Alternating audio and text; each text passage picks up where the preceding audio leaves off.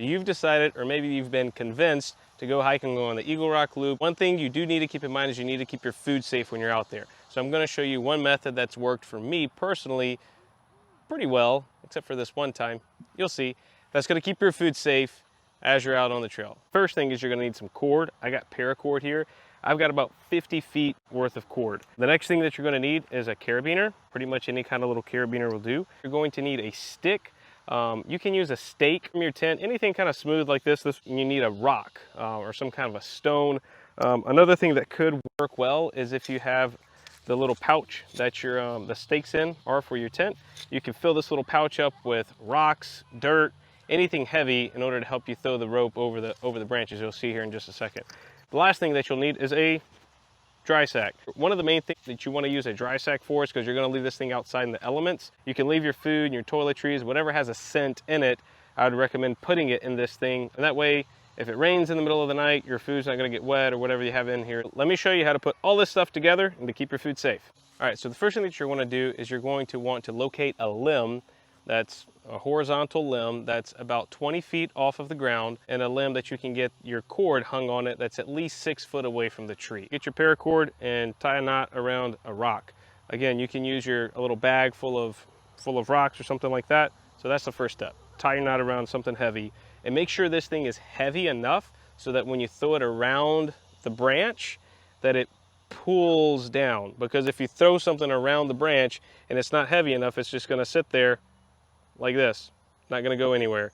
And so you're going to have to just pull it and come back over. There's a number of ways to tie a knot around a rock. The method I use is I just spin this around like this, make a little loop, pull it through, put it around the rock like that, tighten it up.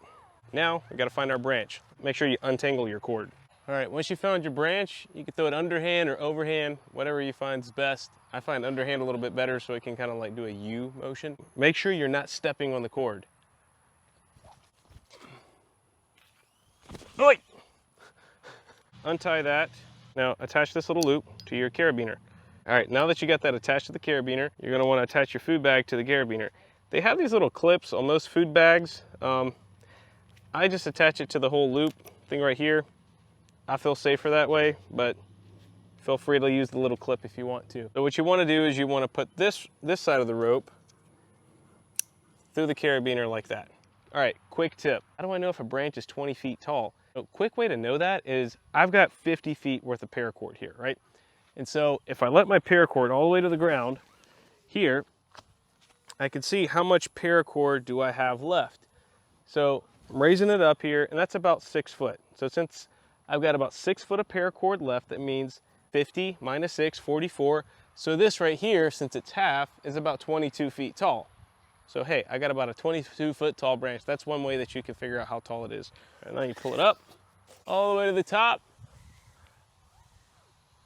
So once you get it all the way to the top here, you're gonna wanna reach up and do a clove hitch. So to do a clove hitch, you spin it once, twice, both in the same direction. And again, I'm using my little piece of a stent here for bags. So that's your clove hitch done right there. Once you got that on there, you let it go. So once you got your bag all the way up there, the stick or the stent, that'll hold it in place. It'll get caught on the carabiner and it won't let it to come down any further.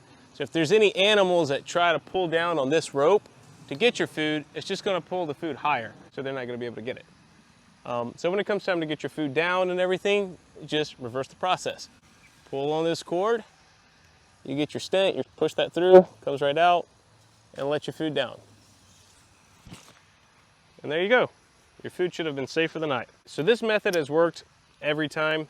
The one time it did not work was I got to camp kind of late, and I went and found a branch, I hung my food there, and I hung it maybe 3 foot away from the trunk of the tree. That night I woke up, I heard some commotion, shined my flashlight, and there was a raccoon, had gotten to my bag, tore the bag open, and had started eating all my food. So this method should not fail you as long as you make sure that you keep your bag at least 6 foot away from the trunk of the tree, and you find a branch that's 18, 20 feet tall.